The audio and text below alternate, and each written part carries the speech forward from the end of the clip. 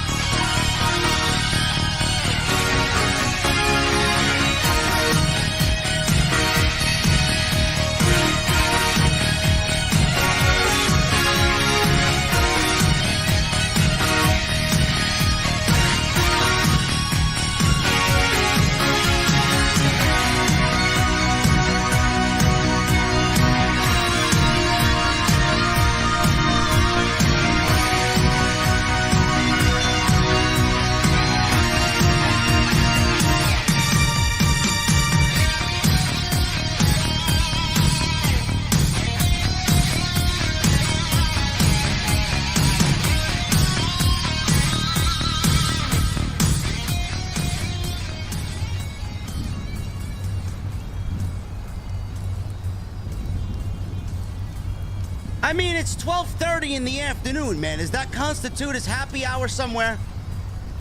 Listen, man, it's happy hour somewhere in the world. And I am here to talk about SmackDown tonight. But today, from last night, unfortunately, SmackDown was an absolute, and I mean absolute, snooze fest. WWE television as a whole lately has been awful. Just been god-awful. There's no substance. But that's what happens when WWE wants to go and do Saudi Arabia. With 3 weeks to build matches, all of which have to be championship matches. SmackDown last night saw Roman Reigns and his greed and his power. Those are the reasons why the Bloodline is about to implode. It's not Jay and Jimmy's fault, it's Roman's fault. And now Solo may be in on it as well, and he sees what Roman is doing to his brothers in the Bloodline. WWE already sets up AJ Styles' next 2 feuds, none of which have to do with the World Championship. Did WWE give away the outcome to next weekend's World Championship match with Seth Rollins? And Liv Morgan vacates the Tag Team Championships. Her and Raquel are no longer champions. And the title match will be decided on May 29th, as if anybody cares. What happened to the NXT Tag Team titles? Bruce, Vince, and those in charge? I wonder. Ladies and gentlemen, we're going to the OTS venue. We are drinking in my mother's basement. Don't tell her, though. It's usually closed at this time, okay? But we're going down there anyway, and I got one question for you guys on this Saturday afternoon, this rainy Saturday afternoon in New York City. What the fuck are you guys drinking? I'll see you over there.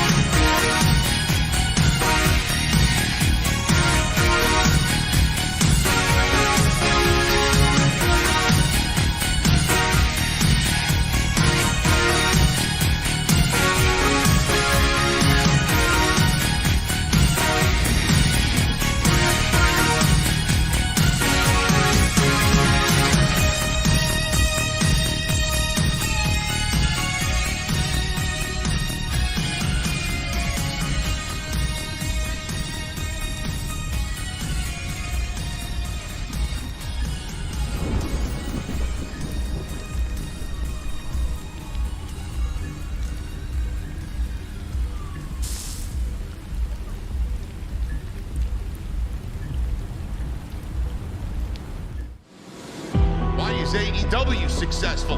Why is Tony Khan running his promotion better than Vince McMahon and Bruce Pritchard are running Monday night and Friday night? Long-term booking.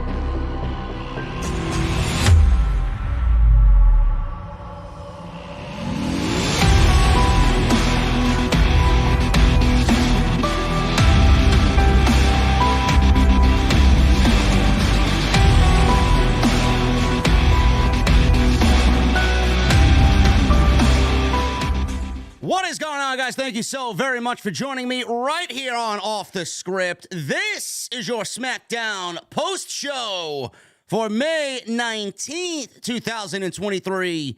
I am your host, JD from New York, as always, coming to you live from the OTS venue.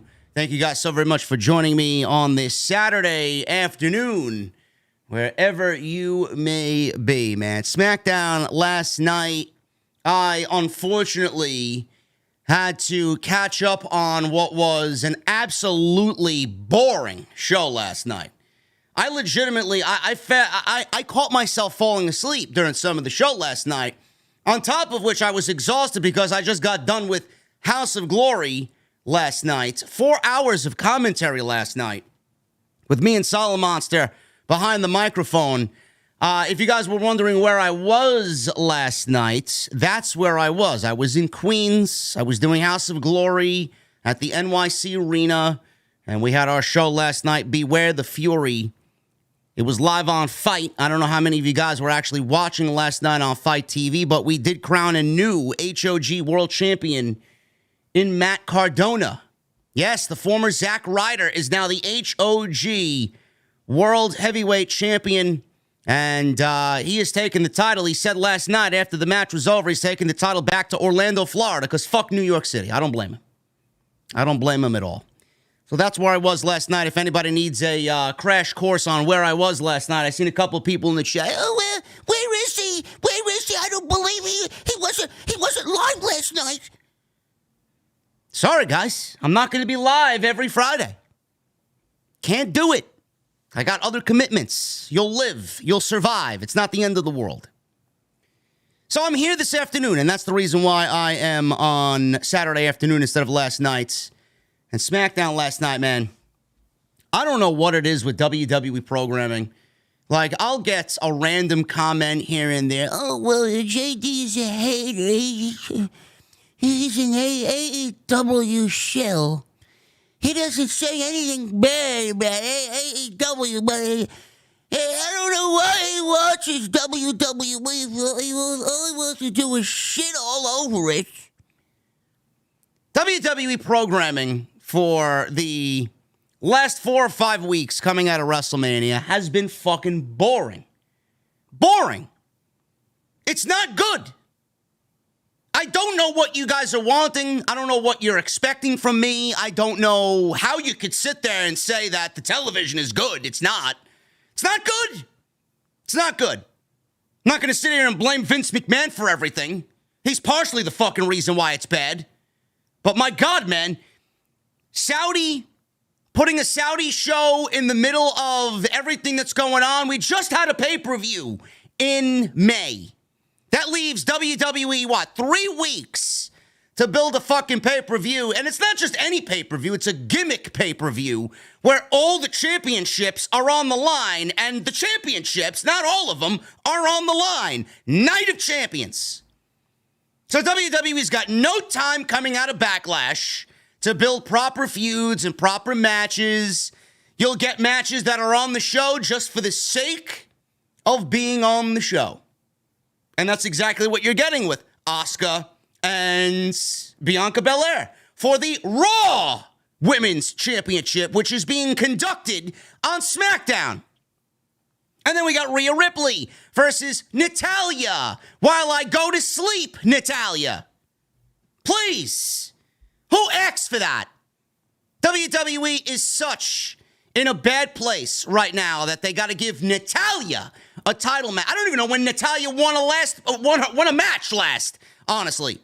Again, another match. SmackDown Women's title happening on Raw. Thanks for the clarification there, Vince, on why these titles are on the opposite show. That match, another great idea, because Night of Champions needs to happen, just happening for the sake of it happening. And what else is happening on the show? Cody versus Roman, boring. Oh my God, I can't wait for it to be over. We'll probably get this match happening again at SummerSlam because they don't know anything else. And I'll go over something that somebody told me on Twitter this afternoon, and it's very, very clear as day that this probably is the reason why we are getting everything that we're getting at Night of Champions. We got Sami Zayn and Kevin Owens versus Roman Reigns and Solo Sikoa. I mean, I'm interested in it. I'm excited to see how it plays out just because of the implosion of the Bloodline and the story now taking place on WWE TV. But other than that, man, there is really nothing going on with WWE television where you could sit there and say, oh, yeah, it's great television. It's just as good as what we were getting going into WrestleMania. No, it's not. No, it's not. There is a certain level of just WWE just putting shit on TV. I mean, they just got done with 6 hours of a draft. And there's nothing that feels different. Nothing that's changed. Nothing that feels fresh. The foundations of WWE will be changed forever. What'd that last, an hour? Give me a fucking break with this shit. You can sit there and tell me that I hate all you want, man. The show sucks. If you don't want me to say it, then WWE should be producing better shows. Or if you don't like hearing it, go watch somebody else who's gonna blatantly lie right to your fucking face. I'm not that guy. I expect better. I expect quality with the fucking talent that they got on this show and the 70 writers that they got writing this shit. Show sucks. After a draft, you'd think things would be different. Nothing's changed. Nothing. The only thing that mattered on last night's show, and I mean this legitimately, the only thing that mattered was the first 20 minutes of the show. That's it. We got a backstage segment with Roman and the Usos, which was the segment that followed the opening, which was the brunt of the importance of the show.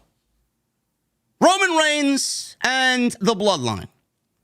Roman Reigns is out there, and he's basically hyping his match with Sami Zayn and Kevin Owens. And Sami Zayn and Kevin Owens are out there, and we'll go over exactly what was said in this segment.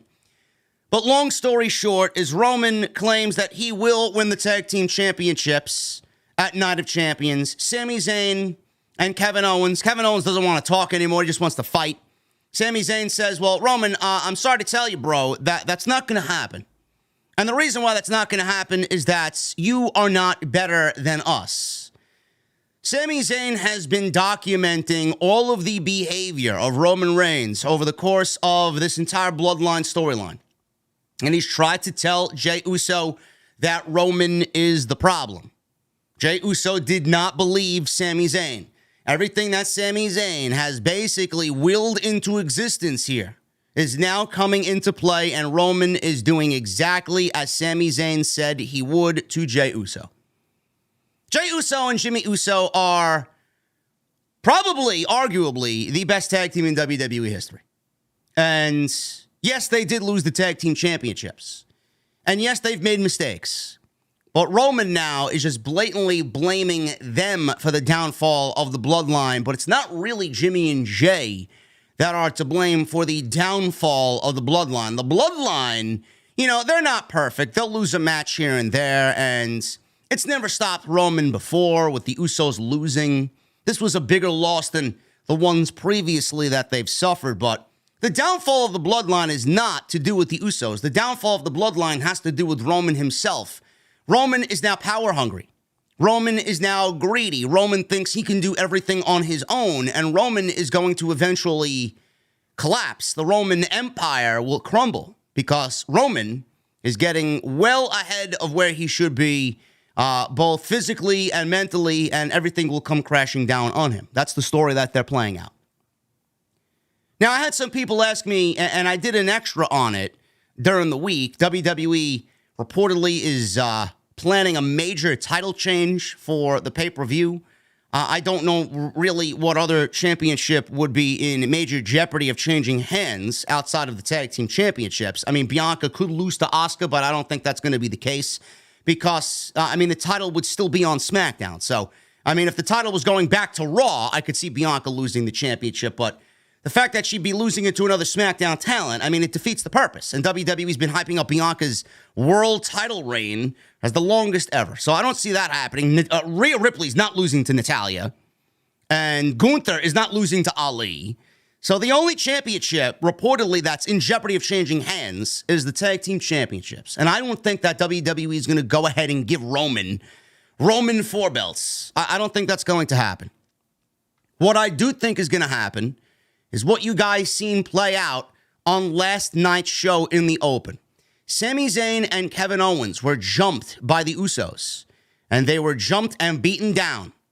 Roman Reigns did not like this by Jimmy and Jey Uso. He blamed them for doing something that in the past was deemed, this is what the Bloodline does. This is the family that the Bloodline is. Jimmy and Jey Uso last night showed their allegiance to Roman Reigns and still got shit on for their act of loyalty. And what you saw last night is exactly what is going to play out, or how it's going to play out at Night of Champions. They are going to do something that Roman did not ask them to do. They are going to do something that they think they are doing good for the Bloodline. They are going to help Roman and Solo win the tag team championships, but the help is going to backfire. And they are going to basically ruin Roman and Solo's chances of capturing the tag team championships, and then that will sell the next story. The only other thing that could potentially happen is Solo turn on Roman to align himself with his brothers, and he is sick and tired of everything that Roman is doing to his brothers, because the lasting image that we saw last night was Roman yelling at Jimmy and Jey for doing something that normally they would be praised for, and he turned around and he bumped into Solo accidentally. And Solo was looking at him as if, motherfucker, did you just bump into me? I've been the most loyal one to you, and I've done everything you asked, and that's how you are going to disrespect me? The only other thing that would make sense, and I don't really see this playing out immediately, it could, but I don't see it, is Solo turning his back on Roman.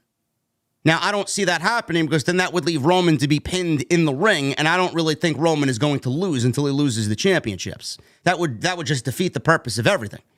That would be so fucking stupid if Roman takes the pinfall in that match. It's not going to happen. So the likely outcome here is a situation that happens between Solo and Roman, and Solo gets pinned, or the Usos attempt to help, and then they end up having their plan backfire, and Solo eats the pin anyway.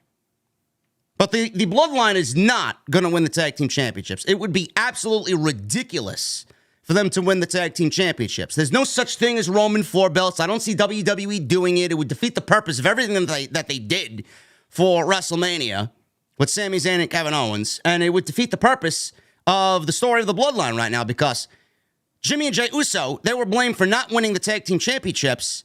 And the tag team championships, if they come back to Roman and Solo, what does that really prove?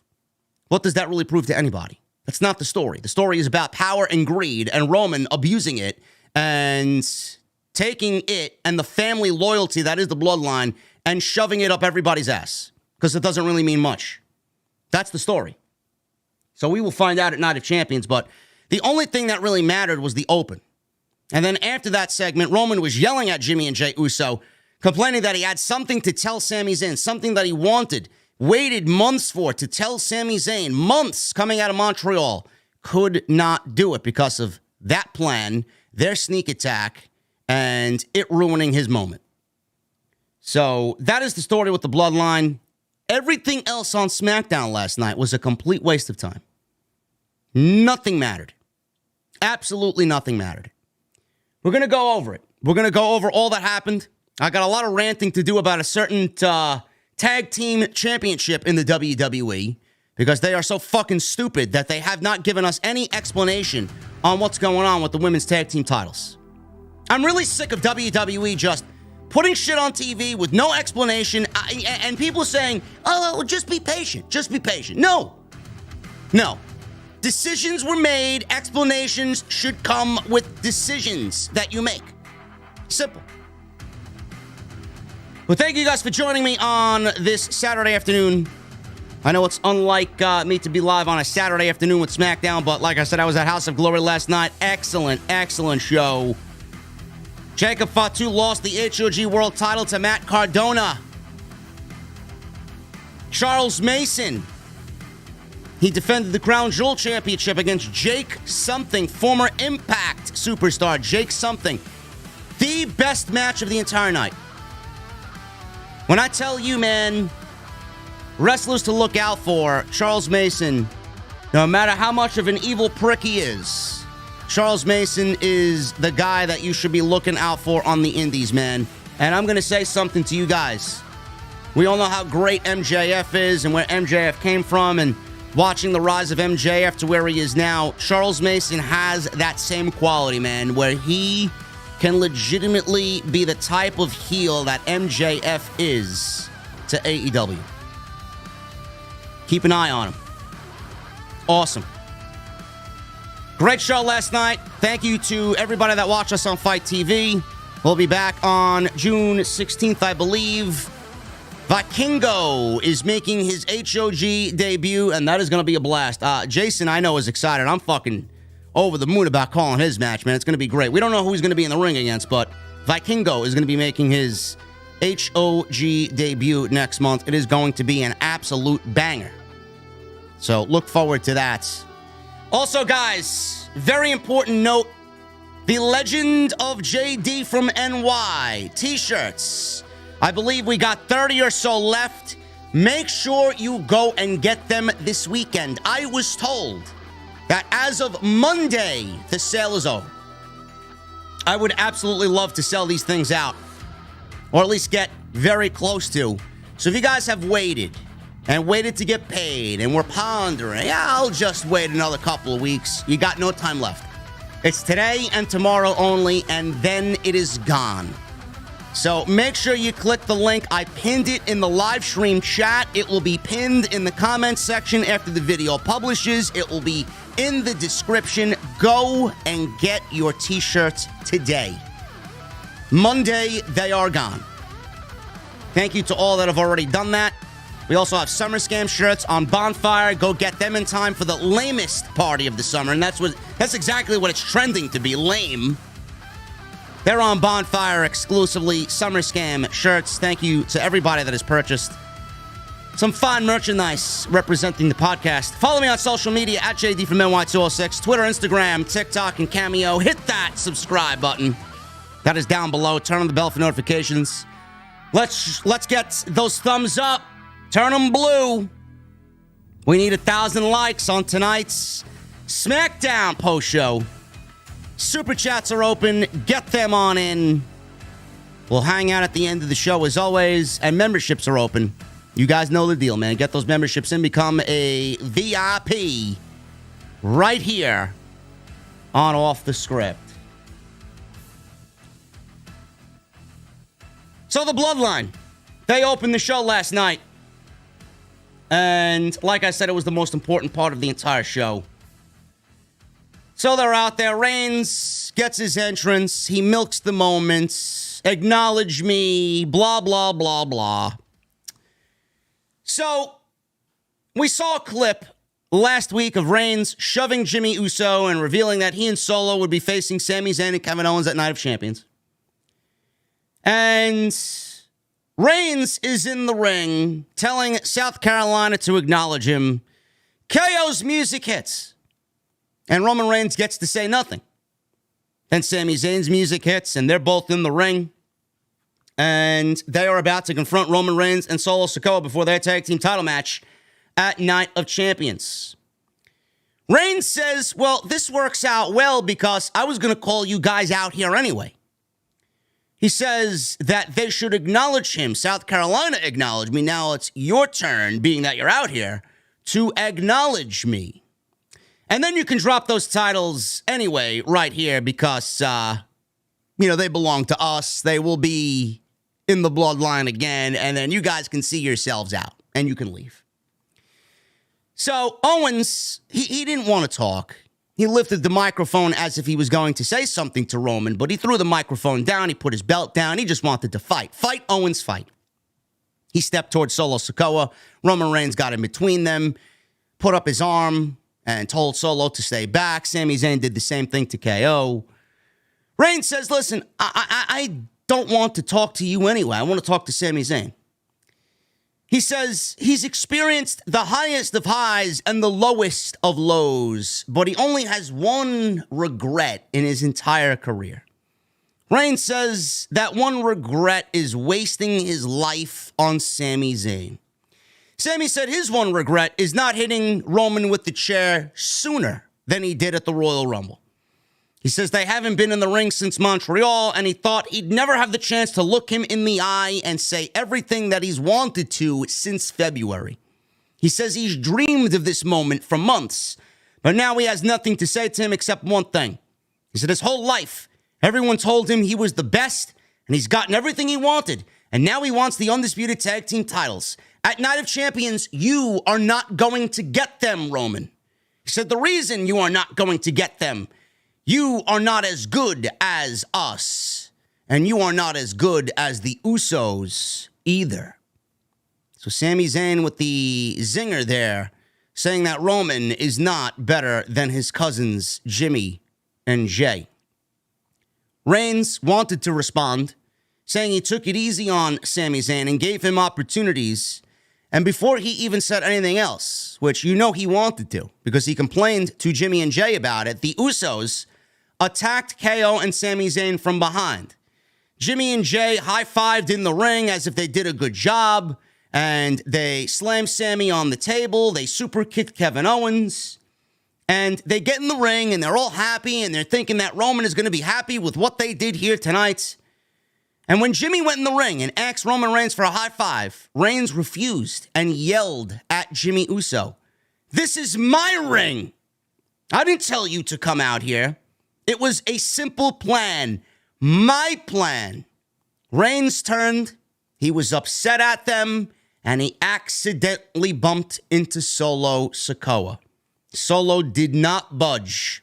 He looked very irritated that Roman bumped into him, not knowing where he was walking. He looked down at his shoulder as if Roman made the biggest mistake of his life. Roman Reigns hesitated. He put his hands up, kind of apologizing, but not really. And then he left the ring. So the tease there, it was definitely a little Easter egg or a little seed planted about what's to come with Solo Sikoa.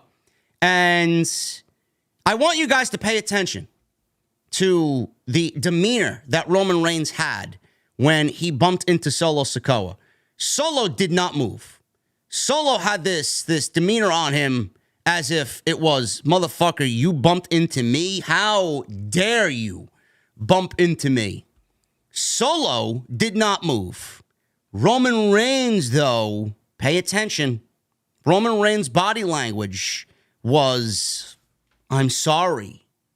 I didn't mean to do it, Us." It was almost like he backed down from Solo. Almost as if Roman Reigns was subservient to Solo Sikoa. Backing away. He's not like that with the Usos. He doesn't show that type of attitude with Jimmy and Jay, but with Solo, he's like, "I'm sorry, bro." There's a certain weakness there when it comes to Solo on Roman. What does that mean for the Bloodline? Does that play into a larger role for Solo Sikoa in the future of the Bloodline? So it's a little thing that I picked up last night. Just make sure you guys keep an eye on that. And I did say in the beginning, Solo, I think he's going to start coming around because he's been quiet for a reason. He's observed from behind every single time we see the Bloodline. He sees and hears it all. Solo will come to grips with what Roman is doing, and he will eventually side with his brothers. Roman is going to be on the island of relevancy all by himself. He will be sitting at the head of the table with nobody around him. That's exactly what's coming. This was easily the best thing on the show. Nothing else even came close to this opening segment. Was it the best Bloodline segment that we've ever seen? No. Am I excited about the match at Night of Champions and the story that is going to be involved in that match? Yes. I am still interested in what the Bloodline is doing. I'm still interested when Sami Zayn and Kevin Owens are on TV. But WWE, you know, and I mean this, and I know you guys don't like when I'm overly negative and, you know, the fucking WWE marks out there. Oh, he doesn't know what he's talking about. It doesn't feel the same coming out of WrestleMania. There's a certain heat that is not there, that was there going into WrestleMania. WWE is just turning the wheels, the engine's on, and WWE basically is doing 45 in a 60 on the Garden State Parkway. They're not really in any rush. They're not really in any rush to tell any big-time story going into Night of Champions in Saudi Arabia. WWE's taking their time. There's no rush to get Roman in a ring with the next victim for the World Heavyweight Championship. This is what they're doing. This is what they're doing. They're taking their time, and the slow burn and the hesitation on taking the stories and adding layer upon layer upon layer upon layer to them, it's not there as it was going into WrestleMania. Part of that is Saudi Arabia. WWE has their second pay-per-view in the month of May. Part of that is Roman taking a part-time schedule after WrestleMania is over. I'm not saying that Roman doesn't show up for work. He shows up for work when he absolutely needs to show up for work.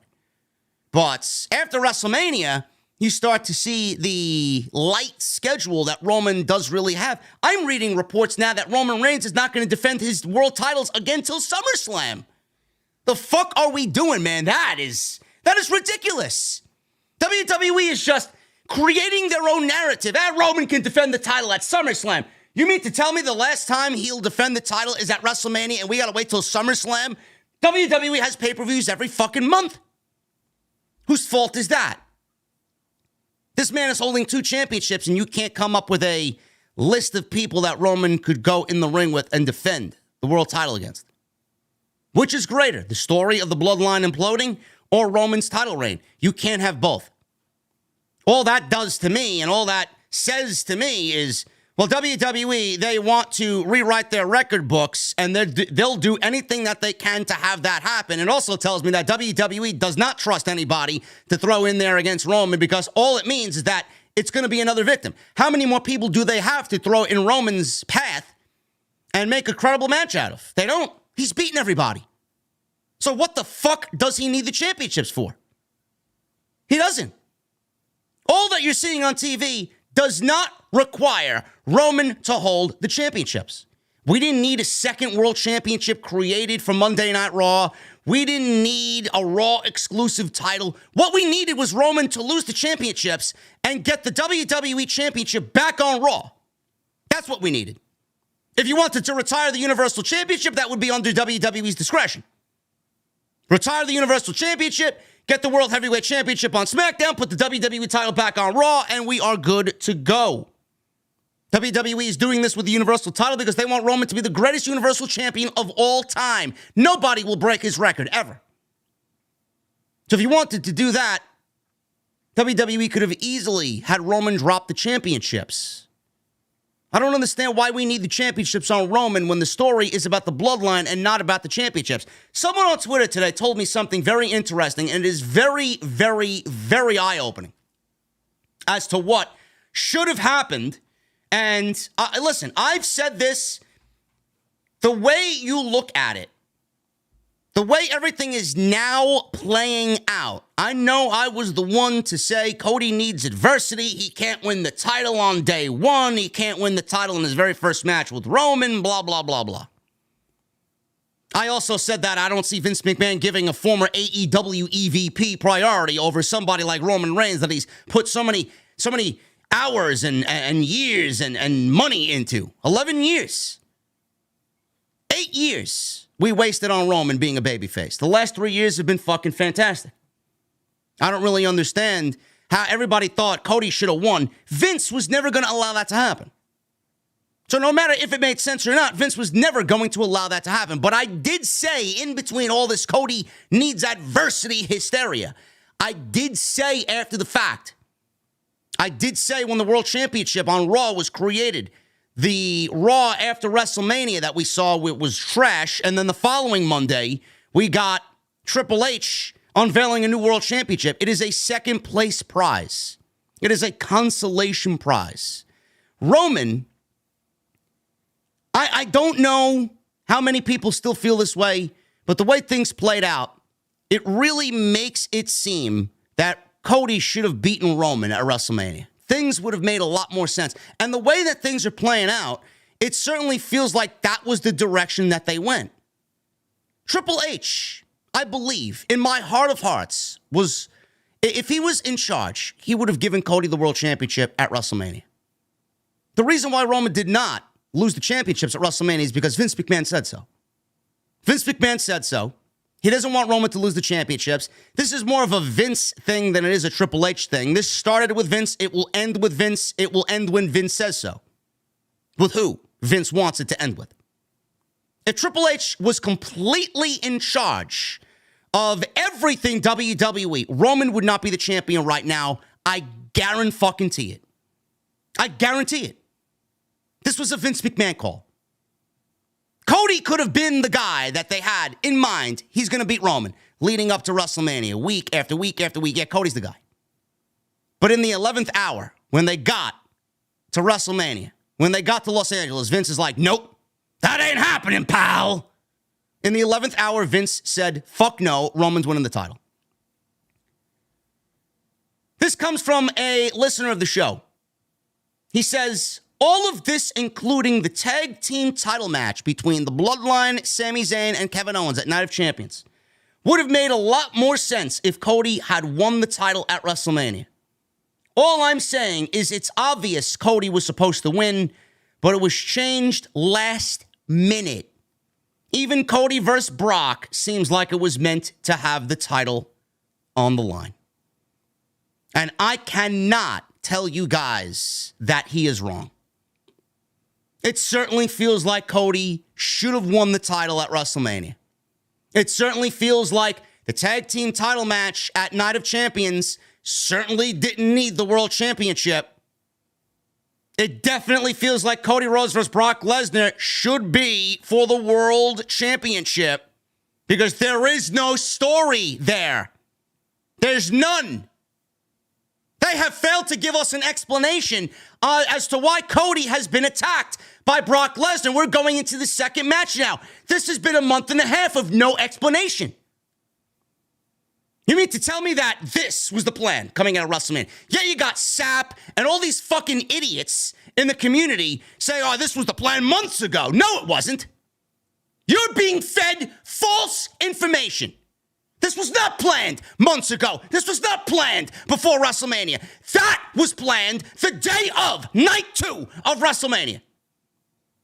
Literally, as soon as that match ended at WrestleMania, the idea for Brock and Cody happened the morning of WrestleMania, Raw after WrestleMania. They didn't know what the fuck they were doing. Because if that was the plan, then it would have had a storyline attached to it. Was the story Cody as world champion? Because otherwise, why would Brock Lesnar attack Cody Rhodes? He can't win the world championship from Roman. It's in the situation that they dealt with when Roman beat him the last time. He's not able to challenge for the world title as long as Roman's champion. But if Cody was the champion, that would make a lot more sense for Brock to attack Cody because he couldn't do that to Roman. I don't know, man. You're being fed false information. Wherever you're getting your news, they're lying to you. Or someone is lying to them and they're reporting bullshit. I know I've been the one to advocate Cody needs adversity. But I swear to God, man, I'll admit every time I'm wrong. I'm not saying that I'm wrong yet because I want to see if they do give us an explanation as to Cody and Brock. And if Cody somehow gets to SmackDown and wins the title this year at SummerSlam, which I think is the best case for Cody and Roman, I will admit I was wrong. But the way that we're seeing it play out right now, this shit sucks. Brock and Cody sucks. Roman and everything regarding him outside of the implosion of the bloodline has not felt the same. But this is what happens when Vince gets what he wants. Vince wants what he wants, and it doesn't matter if it makes sense or not. If it doesn't make sense, Vince is going to do it anyway because it's what Vince wants. But Cody winning the title at WrestleMania certainly seems like it should have gone down at WrestleMania because everything else that followed does not make any sense at all. It does not make any sense at all. The tag team title match, my guy mentioned here, the tag team title match, all of this, including the tag team title match, would have made a lot more sense if Cody won the title at WrestleMania. Who were the two men in the ring with Cody at WrestleMania? Sami and KO. That's enough right there to tell the story between Sami, KO, Solo, and Roman. They lost the tag team championships, did the Usos, on night 1. Sami and KO could have helped Cody win the title from Roman. Boom! Tag team titles. Roman, all he had to do was say, you know what? I lost my titles. I'm coming after your titles now. Fuck the Usos. They failed me. I'm going to win it myself. Did Roman need the world title for that? Does Roman need the world title to tell this story with Sami Zayn and Kevin Owens? Certainly sounds like, and it certainly looks like it to me, that Cody winning the championships would have been a lot more sense to get where we are right now with Roman and Sami Zayn and Kevin Owens going into Night of Champions. Cody was supposed to win the World Championship at WrestleMania. Cody was planned to win the World Championship at WrestleMania. Vince said no. Vince didn't want it. Vince is giving us all this uncertainty and all this bullshit happening after WrestleMania. Fact. Fact. You don't need to pay $5 to me for it. You could give me a super chat if you so wish. But you don't get your news from me behind a paywall. You just get the fucking facts because of what we see play out on television. But you pay $5 to somebody else so that they give you bullshit.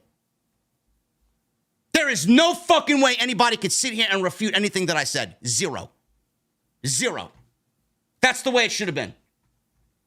That is the way it should have been. Adversity? Cody needed adversity one way or another. He did. I'm not wrong in that.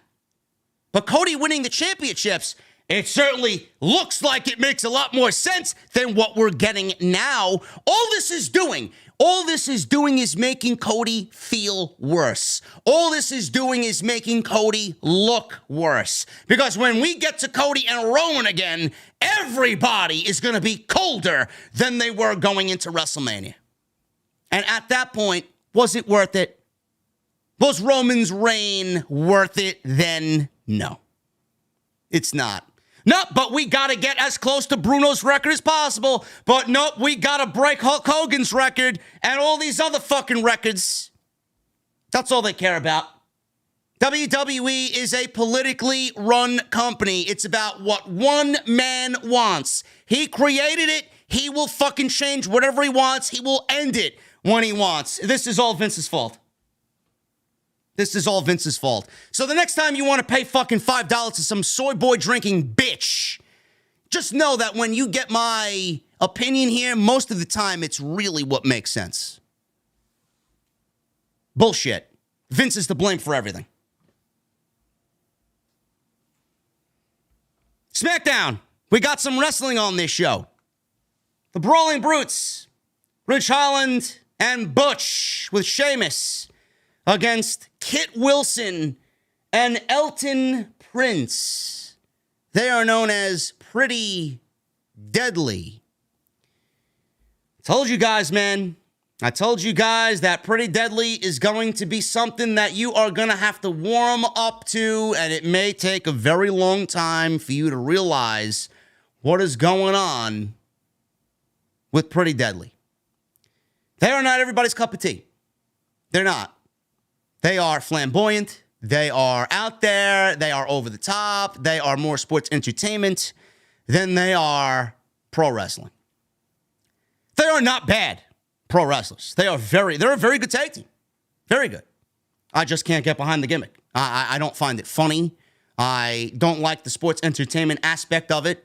But it's what makes them stand out more so against all the other tag teams in the WWE. My thing is, WWE's really been giving them some vignettes. They had a vignette on this show, and they were in a kitchen, and they were basically hyping themselves up, and they didn't really get out there with this overwhelming fanfare on SmackDown last night. Very, very mild reaction, if that at all. I mean, it sounded like they got no reaction at all on SmackDown last night, especially in South Carolina. They did not connect with the crowd at all throughout this entire match. The only thing that the fans connected with were the Brawling Brutes because they're fucking great.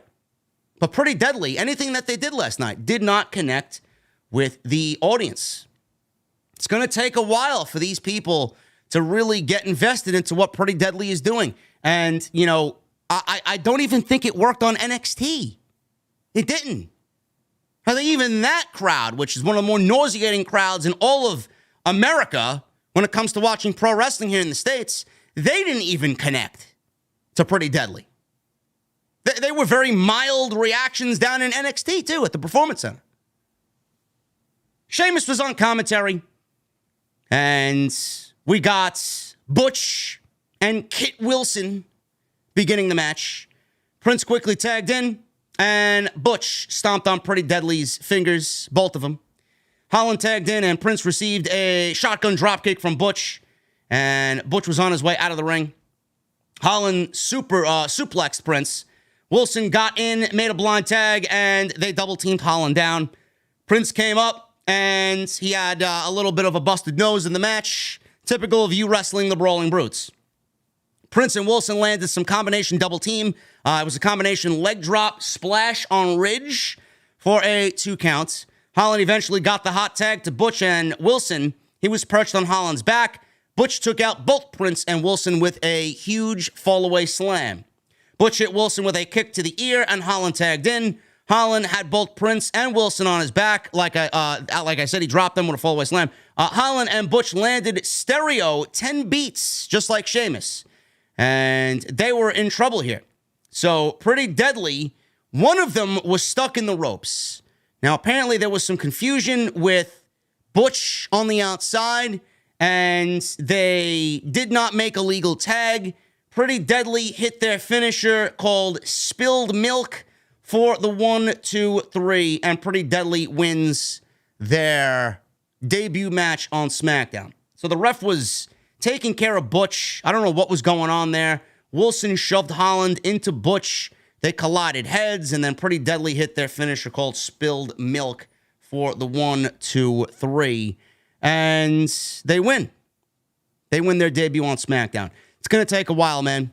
It really is going to take a while. I don't really see them going for tag team title gold anytime soon, especially with Sami Zayn and Kevin Owens holding those titles. It's gonna be tough keeping them hot and getting them hot and getting them to a point where the fans are really into what they're doing.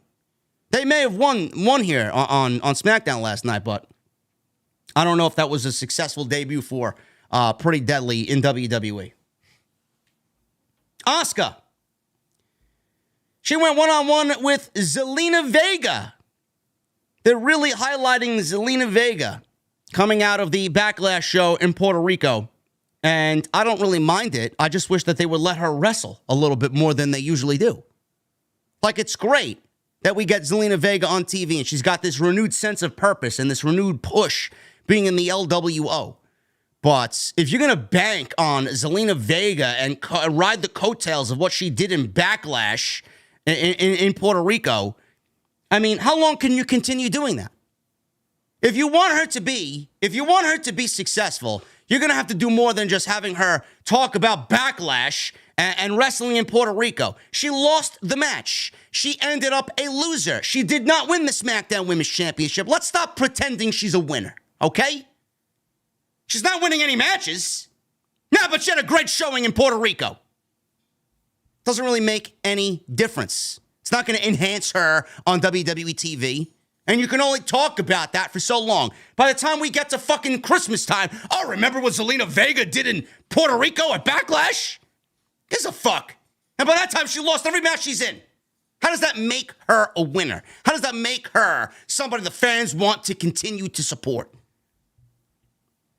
This match lasted 6 minutes.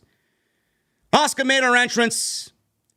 Zelina is in there. Bell rings. And Zelina, before the match, said that she wants to prove she can hang with the top dogs in the women's division. She said she gave her all to Rhea Ripley and showed what she can do toe-to-toe with the best.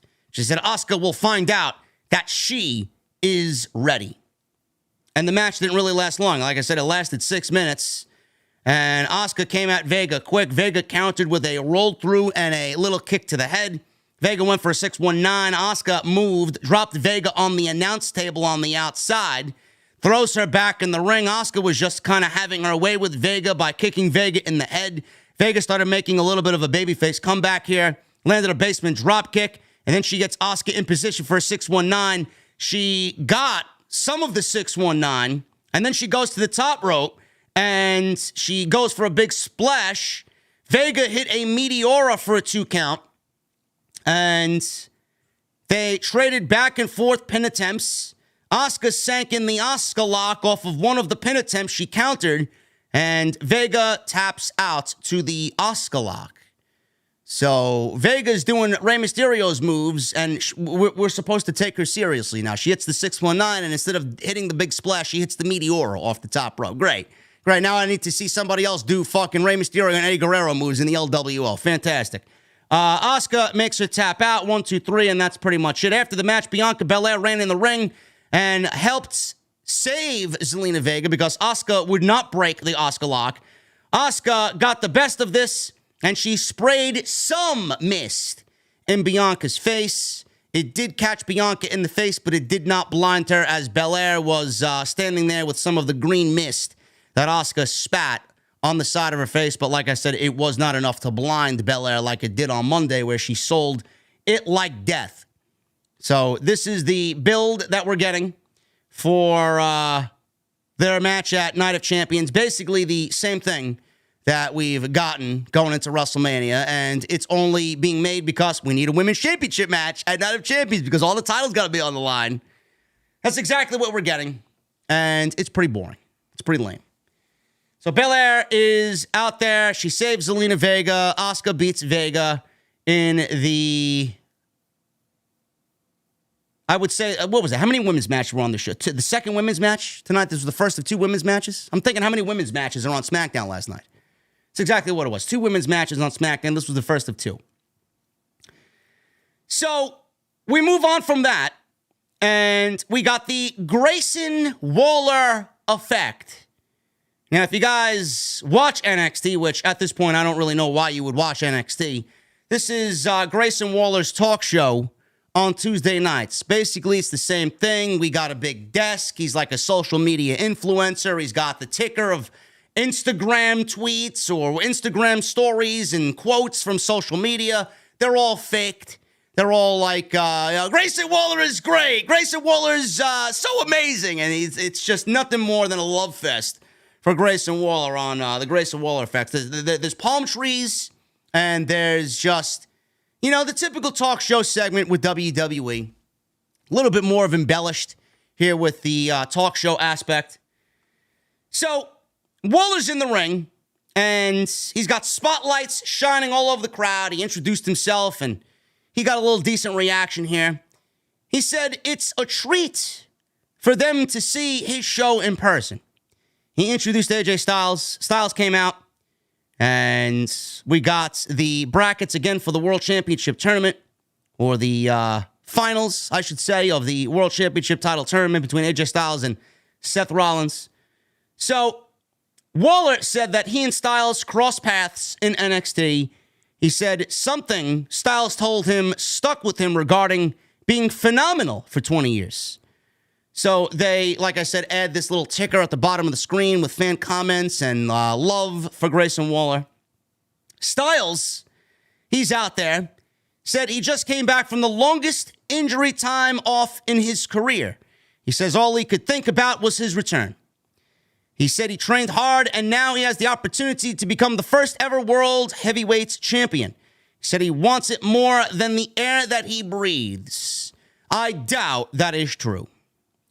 Waller says he just got goosebumps.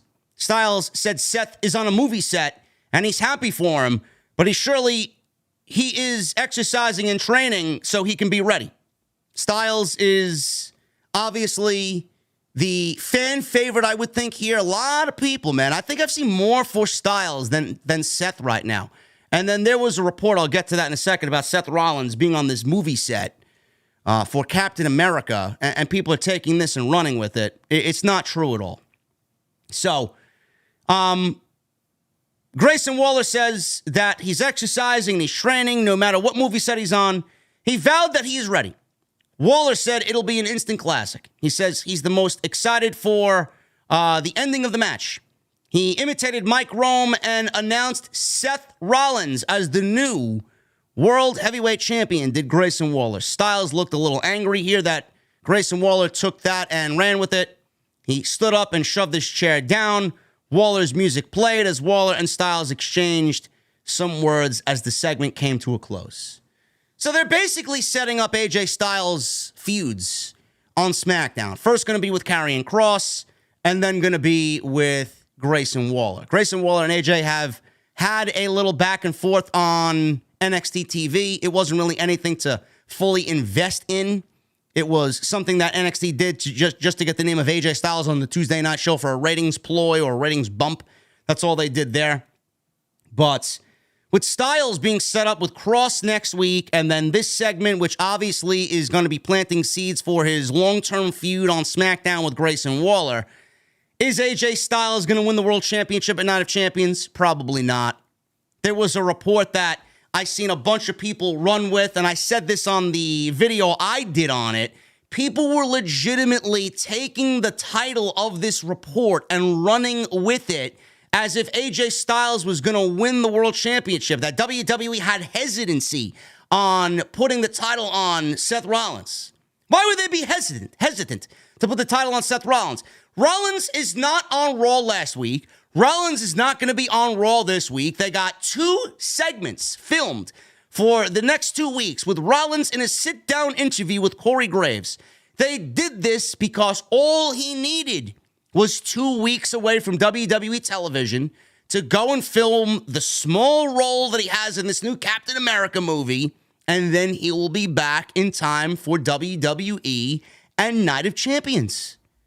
I don't understand you people. Oh, they're going to give the title to AJ Styles because Rollins is off to Hollywood. No, he's not. His role required him to take 2 weeks off. He's going to film for 2 weeks. He's going to be in Saudi. He's going to win the world title. And then he's going to be the world champion. Simple. If Rollins wants to pursue Hollywood after his WWE career is winding down, this is what that is going to do. Rollins is getting his feet wet.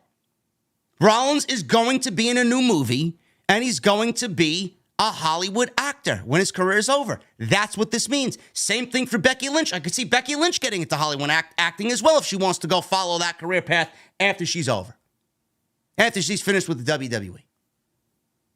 I don't understand why people ran with this and made it the end-all be-all. Oh, so Rollins ain't winning the World Championship. It's going to go to Styles. No, it's not. How is a SmackDown guy going to win the World Championship that is exclusive to Raw? They could do it. They could make sense of it. But again, it would defeat the purpose of the draft and the brand split. So that's that. I don't really believe that AJ is going to have a chance of winning this championship. The Street Profits. They were together tonight. Montez Ford and Angelo Dawkins. They were teaming up against LA Knight and Rick Boogs. This went 4 minutes. Everybody was very angry that LA Knight creatively is going to be putting a tag team with Rick Boogs. Clearly that didn't last long. The tag team is already over. So LA Knight made his entrance. He said, "Let me talk to you." He said he told everyone when he arrived that he's looking for titles, and that includes the tag team titles. I think I'm going to need to stop you right there. I don't think the tag team titles are going anywhere right now, especially with them being contested with the Bloodline, Sami Zayn and Kevin Owens. Not going to happen. LA Knight should not be going after tag team titles. He said the Street Profits walked into his territory and he decided he could beat them with anybody as his partner. He said he'll lead the team to a W with Rick Boogs. Out came Boogs, and Michael Cole said that Rick Boogs was excited about this match all week long. He came out, he dropped his singlet straps, he flexed, he's as big as a fucking tank, is Boogs. He played air guitar, and that was basically it. Team of LA Knight and Rick Boogs is now official. So we get in the ring. Like I said, this match lasted around 4 minutes. Boogs pressed forward over his head. He did arm curls with Dawkins. Ridiculous strength by Boogs. Knight tagged in. He power slammed Dawkins and then landed a leaping elbow drop for a 2 count. Knight tagged Boogs back in. Dawkins avoided a double team move and tagged in Montez. Ford rallied against Boogs and knocked him out to the outside. He clotheslined Knight, rather. He clotheslined Knight over to the floor as well. Then Ford landed a running flip dive at ringside and took out both Boogs and Knight. Dawkins landed the sky-high frog splash, he landed a sky, and then Ford landed his frog splash for the 1, 2, 3. My notes are all over the place because I was half asleep at fucking 1:30 in the morning watching this shit. Dawkins landed sky high, and then Montez hit the leaping frog splash for the 1, 2, 3. 4 minutes. 4 minutes. This match meant absolutely nothing. Knight consoled Boogs after the match, only to kick him and give him a finish with the BFT right down face first to the mat.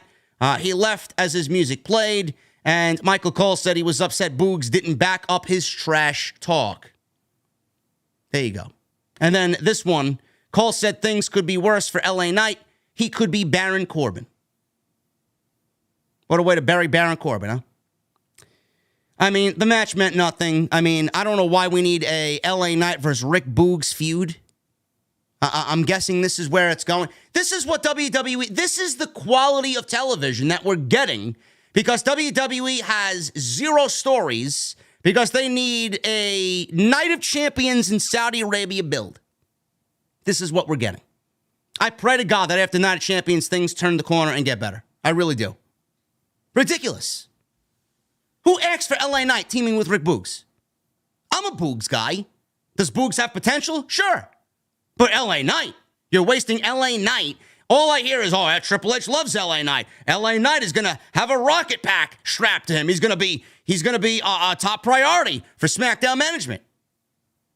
I don't know what the fuck we're waiting for. What are we waiting for? Is he going to be a part of the Money in the Bank contract? Ladder match?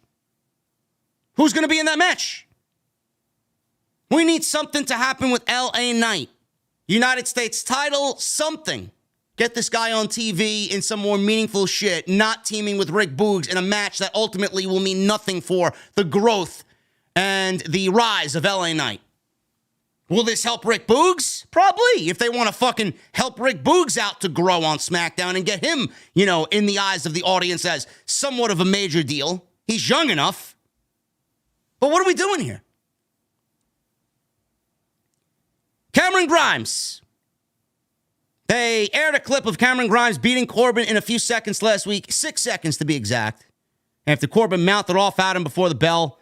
Megan Morant interviewed Cameron Grimes backstage. Grimes says he is thrilled. His name is associated with one of the fastest victories in WWE history. He said on SmackDown, he's going straight to the moon. Cameron Grimes. I like Cameron Grimes. I hope they have a plan for him on SmackDown. He's way too good to just be feuding with Baron Corbin. So they showed the Usos backstage. They were getting ready for their tag team match with the LWO, Rey Mysterio and Santos Escorbar in the main event. They got a promo airing with Karrion Kross and Scarlett. Karrion Kross targeted AJ Styles next and called him Alan. And they held up a tarot card with AJ Styles on the front of the card. Why? I don't know. I hope we get a reason as to why they're targeting AJ Styles. The match is happening next week. Are we going to be in line for an explanation? Or is this going to fly underneath the fucking radar and nobody's going to give a shit? I love how they just put shit on TV with no explanation. Oh, it's a good match. Sounds like WWE is becoming more Tony Khan-esque over the weeks leading into Night of Champions. Just nothing. No explanation on anything. TikTok, Alan. Why? Why are you targeting AJ Styles? Is this some long-term feud that's going to see play out on television? I don't know. You got AJ feuding with Grayson Waller, then you want to throw him into a match with Karrion Kross. Why? Alba Fire and Isla Dawn, NXT Women's Tag Team Champions on SmackDown. Great. Valentina Feroz and Yulisa Leon. 1 minute. They won with a double team gory bomb. That's their finish. The announce team announced that Liv Morgan will be out with an injury for a long time due to Dakota Kai injuring her shoulder with a running knee 2 weeks ago. They played the injury in slow-mo. They actually showed when the injury occurred. Surprising. There will be a fatal four-way match on Raw in 2 weeks. This is after Night of Champions, featuring Raquel Rodriguez and a partner of her choosing against Ronda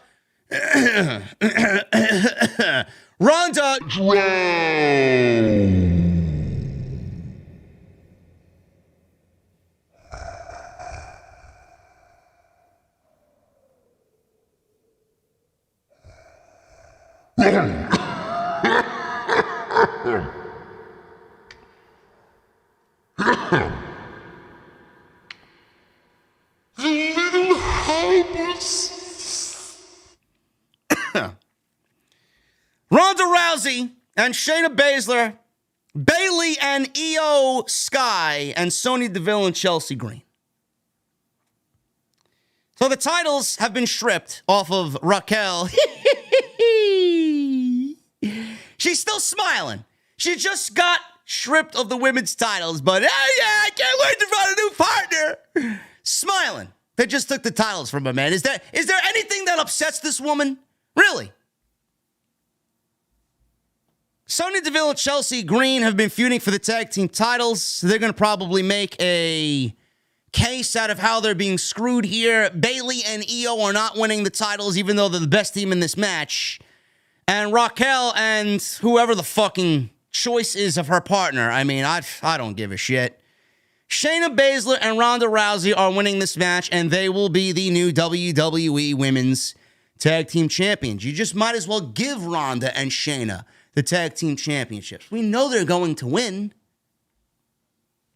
My question is, this would have been a perfect opportunity for WWE to take the NXT Women's Tag Team titles and, I don't know, fuse them into the Women's Tag Team titles on the main roster, the WWE Women's Tag Team title.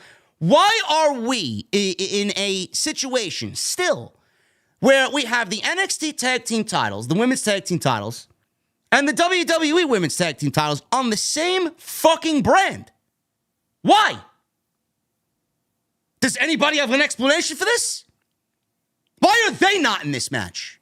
Alba Fire and Isla Dawn, why are they not in this match? They could have won the match, and you could have made them the Women's Tag Team Champions. And then at that point, they could have won, and you could have fused the titles together, merged the titles together, and get rid of the NXT titles. They are not needed. What are we doing here? So you're going to crown another set of Women's Tag Team Champions while having the NXT Women's Tag Team Champions still parading around on SmackDown. Why? Why? This was a golden ticket, a golden opportunity for WWE to make something right, to correct an error, to correct a wrong, and they refused to do it. I don't know. I don't know. Didn't you call up? This is what I don't get, man. Please tell me when I'm telling lies. Where is Casey Catanzaro, Katana Chance, whatever the fuck you want to call her, Katana Chance? Where are Katana Chance and Kaden Carter? Where are they? Didn't they get called up to the main roster? Why are they not in this match? That's what I want to know. Wouldn't they be great Women's Tag Team Champions? I don't know. That would have been great, too, for them to win it, right? For them to win the Women's Tag Team titles. And then you could do the match that you fucking canceled from Tuesday night a couple weeks ago. Isla Dawn and Alba Fire versus Katana Chance and Kaden Carter. I don't even know what the fuck her name is. Katana Chance and Kaden Carter for the Women's Tag Team titles. Unify them. What are we doing? This company is fucking clueless. Draft is a fucking waste. I just gave WWE idea after idea after idea, and then we got 4 fucking titles, 2 sets of Women's Tag Team titles. One belongs on Tuesday night, still floating around on the main roster. Why? Why?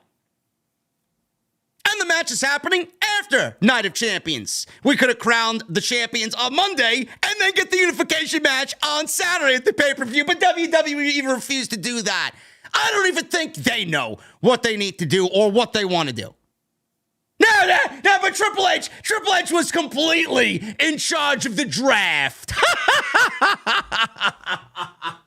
You guys are fucking mental. No way. No way. Yeah, let's call up the NXT Women's Tag Team Champions and do nothing with them on the main roster.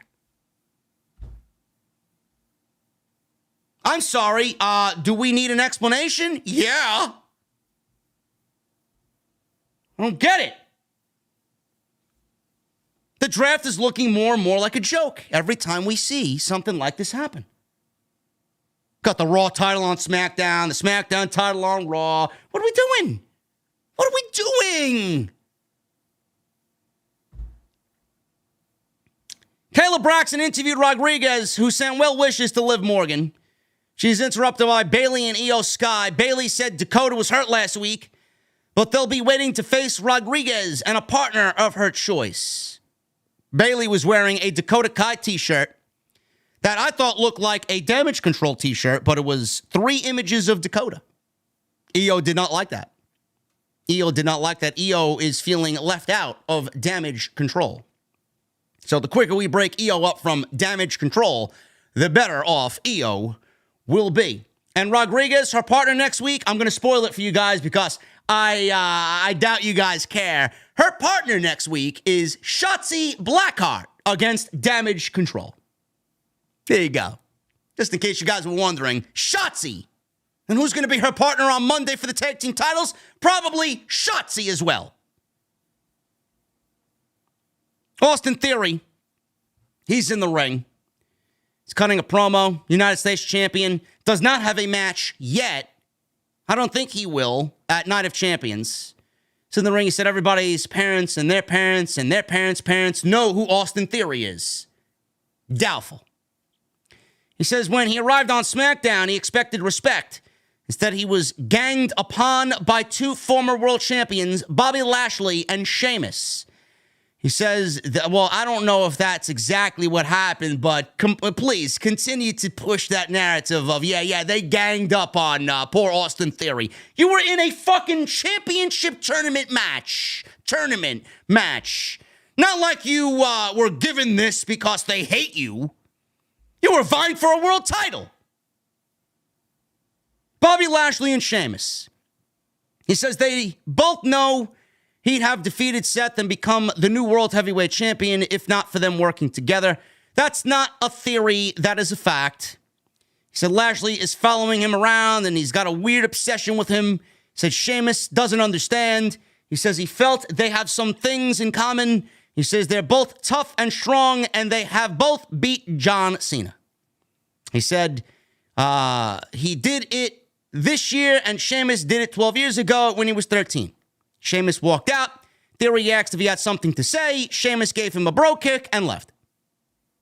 Wow, man, what a thoughtful fucking angle here, man. What a segment. Who came up with that one, man? How long did it take you to come up with that segment? The match, by the way, for the United States title, not happening at the pay-per-view. It's happening next week on SmackDown. So Austin Theory will not be defending his championship at Night of Champions. Backstage, Paul Heyman approached the Usos. He says he's got it all under control and the tribal chief forgives them.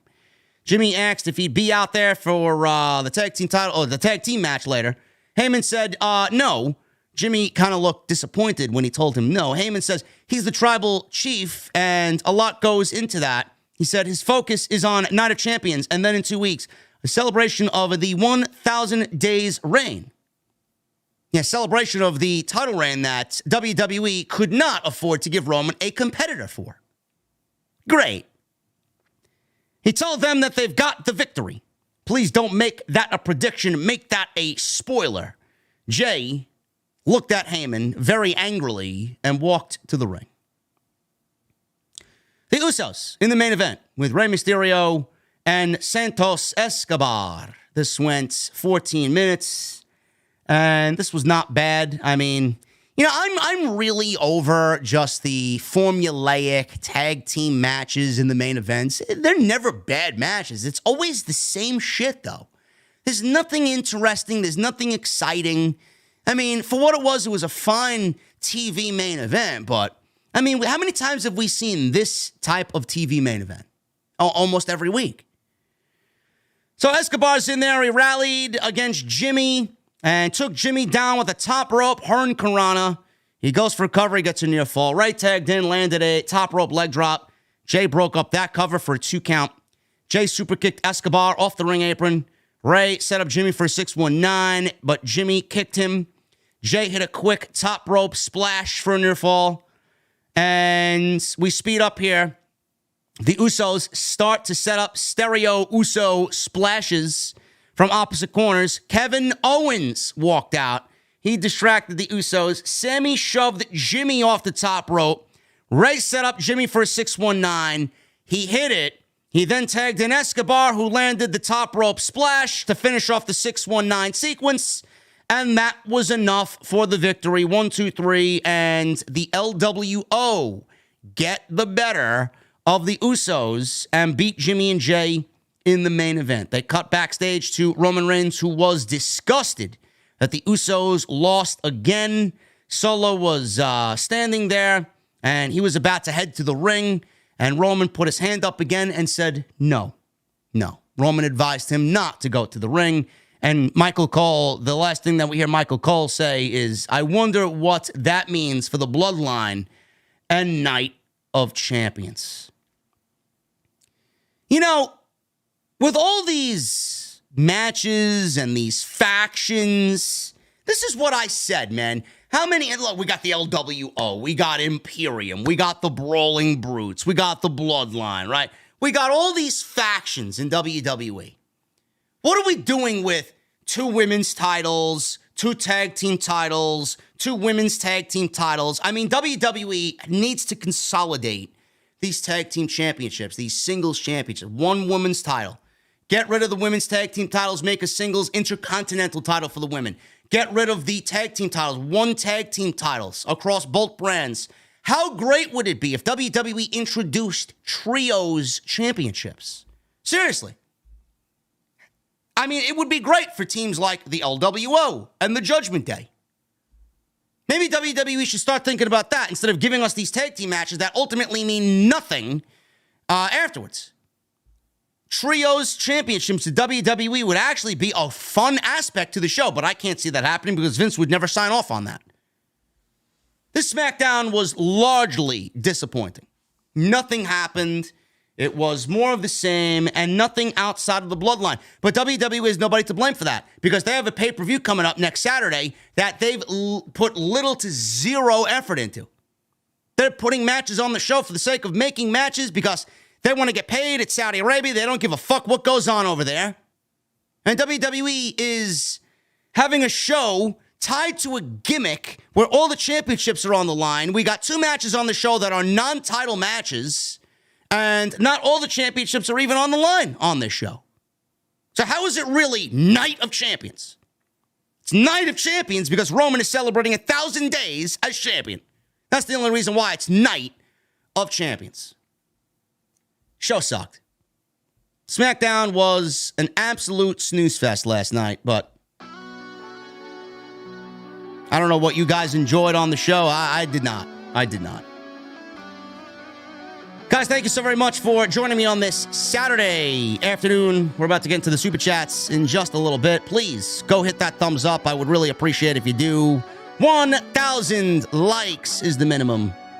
Today on this Saturday stream, SmackDown post for May 19th, last night, 2023. Super Chats are open. Memberships are always open, always accepting VIP applications for the OTS venue. Make sure you guys hit that subscribe button down below. Turn on the bell for all notifications. Follow me on social media at JDfromNY206, Twitter, Instagram, TikTok, and Cameo. Go get your new t-shirt, man. You have until Monday to get your Legend of JD t-shirts. Now available. Link is pinned in the live stream chat. Go and do that. You want any more merchandise? Everything is exclusively on bonfire.com. Go and check that out. And go check out all the other videos that you might have missed on the channel, man. There is plenty of content with a brand new week coming up. I don't know what I'm doing for the rest of the weekend, man. I may give you guys a stream later, depending on how I feel. I don't know. It would be a last-minute stream, so I don't really want to do that because I hate doing that. But I may actually just record something long-form for tomorrow. So I'll keep you guys posted on social media. Just kind of a wrap-up for the week. Going over the major stories. So we'll see what happens, depending on how I feel. It's a miserable day in New York City today, so I don't really want to do much of anything. But let's get into the Super Chats, guys. I appreciate you hanging out with me this Saturday afternoon. Sunny Singh with a $4.99 Super Chat. He says, May 19, oops. Kane is going to kill me now. Don't worry, Wednesday Addams family. The Addams family will save me from Kane. I have no idea what you're talking about, Sonny. No idea. Michelle Moran with a $2 Super Chat. Even now, Roman and Sami have great chemistry. They always have. You just never knew it because Vince would never allow that thing on WWE TV before Triple H. Noah Driscoll with a 7 months. Thank you, brother. What's up, JD? Hope all has been well. Here's to being a proud member of the OTS community for 7 months. Thank you, Noah. Peter Gaymore with a 220. Embarrassing show last night. Also, no Omos.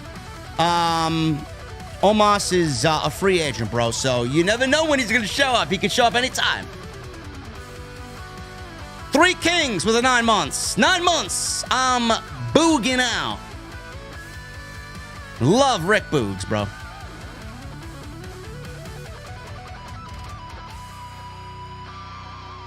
Michelle Moran with a $5 Super Chat. Without giving away any spoilers, I think KO and Sami are retaining their titles probably by miscue from the Usos. Especially if at Money in the Bank they do Usos versus Solo and Roman. Well, that's the rumor. Roman not defending his title until SummerSlam. Against who? I don't know. The Dud with a $10 Super Chat. Can't wait to play Fight Forever. Yes, apparently it is being released the Tuesday after Forbidden Door. When I get the game, my first act will be to play as Darby Allin. And should AEW have a brand split, I hope the brands are treated equal and not unfair like how WWE usually favors Raw over SmackDown. Well, I don't know if they favor Raw over SmackDown, bro. I think they favor SmackDown over Raw. And I don't know. We'll find out soon enough, man. June 17th is that Collision show, so we'll find out soon. Tay-Tay with a $1.99. Can you bring back They Do It for Roman's t-shirt? I don't think so, bro. That was a moment in time, fit for that time, and I don't really think that really makes sense right now. RB065 with a $5 Super Chat. Here is $5. Better off giving it to me than some fucking dirt sheet that don't know what the fuck they're talking about, RB. Thank you, brother. Ali with a $4.99. JD, I definitely can see you book wrestling than Vince McMahon and with WWE Creative. Thank you, Ali.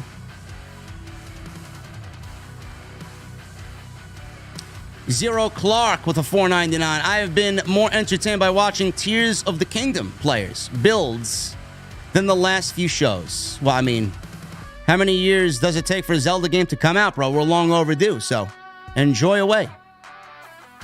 Prodigy RKO with a 21 months in the venue. What's up, JD? I don't know if you covered this, and if I did miss it, why are the women's titles switched? Is WWE going to mention it? Really annoying. Prodigy, I've been mentioning it every stream, brother. If you are in any stream of mine, I have mentioned it. I even talked about it tonight. Not today, Jay, with an 8 months. Happy 8 months, JD. It's also great to be back after being gone for 2 weeks. Well, happy to have you back, Jay. Joey Avalone with 8 months. 8 months and counting, says Joey Avalone. Thank you, brother. Peter Gaymore with a $5.50. Everything post-WrestleMania reminds me of 2012 Vince. Awful television. Embarrassing. Also, no omas. And LJ Best Ever with a 22 months. Oh, my goodness. This man is 2 months away from a golden microphone, man. He's in the exclusive club. OTS for life. I finally found peanut butter whiskey. Wow, it's good stuff. Bro, I got 3 bottles downstairs, man. Excellent. It is very dangerous, man. Be careful. Anyway, guys, I appreciate you for hanging out this afternoon. Quick stream, nothing too much. Just wanted to go over SmackDown and what we saw last night. I appreciate you guys very much for hanging out with me. Keep an eye on the socials for what I do next. Obviously, we still got news to cover this weekend. Whatever happens, I'll be here. And we'll make some videos and talk about the news, and we'll have a good time. I appreciate you guys, though. Listen, follow me on social media for all the updates at JDfromNY206. That's Twitter, Instagram, TikTok, and Cameo. Make sure you guys hit that subscribe button down below. Turn on the bell for notifications. And make sure you guys go check out all the existing content on the channel. Next time you see me live, guys, will probably be on Monday, following Monday Night Raw. Thank you guys for a great stream on this Saturday afternoon, and I'll see you back right here in the venue for Monday Night Raw right here on OTS. I'll see you guys later.